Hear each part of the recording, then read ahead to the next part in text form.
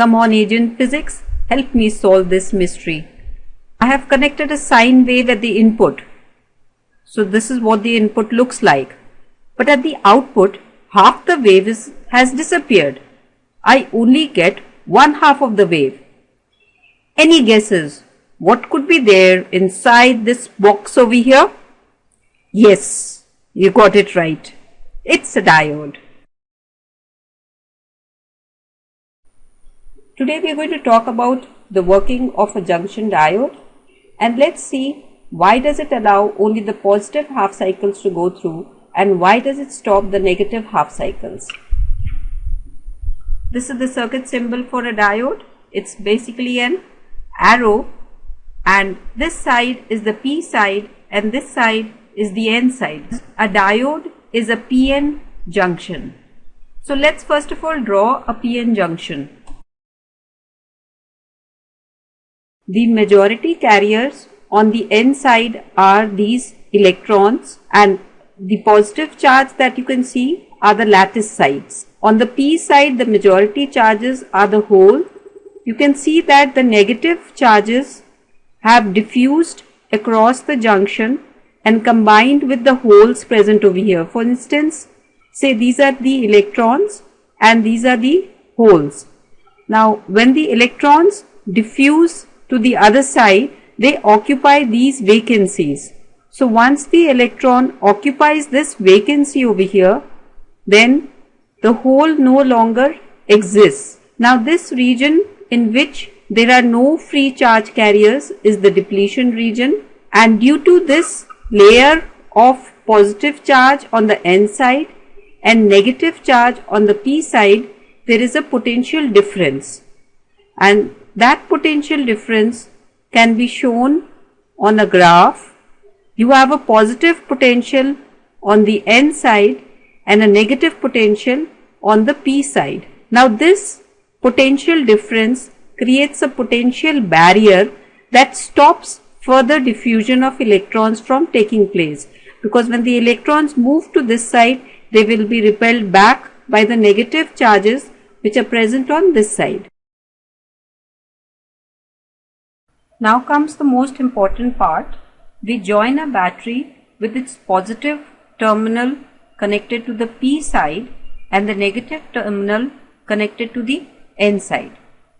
When we connect the diode in this manner, we find that, say we have a galvanometer over here in the circuit, then the current in the galvanometer increases. When the battery is connected in this manner, the PN junction is said to be forward biased, and in this case the current increases. See, actually if you increase this biasing voltage, then the current will further increase. We can show this on a graph. Let me just draw the graph. We have V over here. This is I is the current and OA. So as you increase V, I increases along OA. Now why do you think the current increases when we increase the forward bias? See, due to the forward bias, this is the positive side and this is the negative side. So the holes are being pushed away from the end towards the center, towards the junction. And if you look at the electrons, since this end is negative, then the electrons are also pushed towards the junction. So you'll have more electrons close to the junction and more holes close to the junction. Due to this, the width of the depletion region decreases. In addition to that, the potential barrier also reduces. So the opposition to the flow of current is less now. This means in a forward bias, all conditions are such that it helps the current to increase, because the depletion region has decreased, the potential barrier has decreased, so the electrons can cross over to the other side easily now. Now let us consider a reverse bias, which means we'll connect the negative terminal of the battery to this end and the positive terminal to the other end. So to the P side we connect the negative terminal, and to the N side we connect the positive terminal. This is called a reverse bias. Now, as you've probably guessed, the current will reduce in case of a reverse bias. The current decreases in case of a reverse bias. Let's just draw this on a graph. Now this graph OB shows a tiny amount of current that flows due to reverse bias, and this small current is due to the minority carriers. See, on the N side there are a few holes that are present, and on the P side there are a few electrons which are present.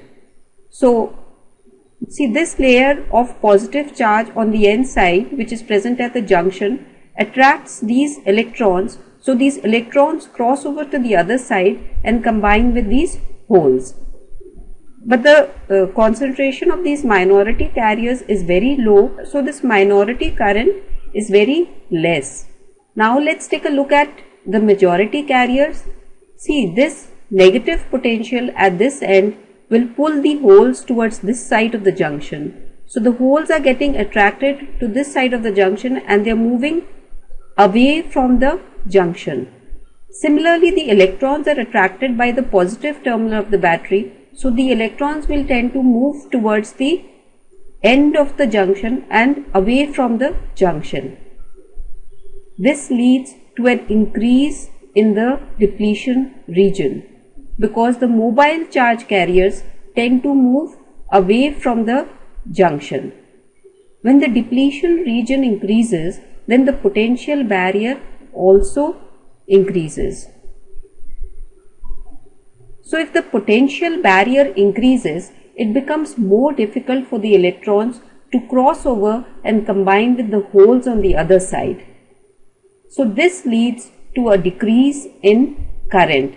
And you know that the tiny amount of current which is present is due to the minority carriers.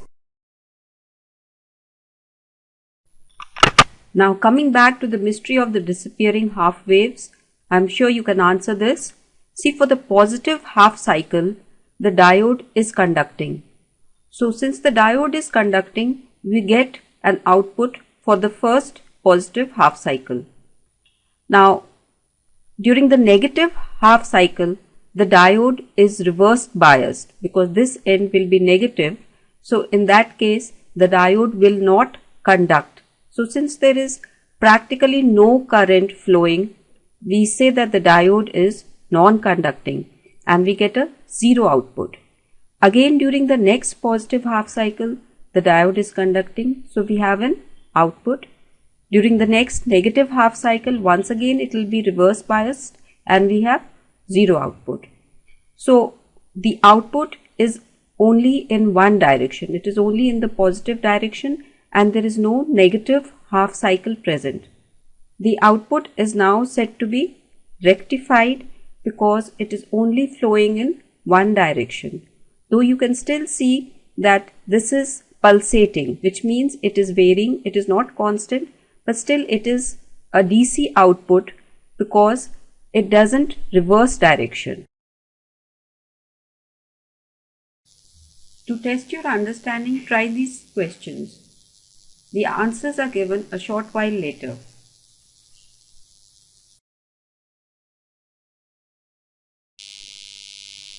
And here are the answers. If you've got all of them right, don't forget to give yourself a pat on your back. And if you haven't, don't bother, go back, go through the lesson once again and try the questions again.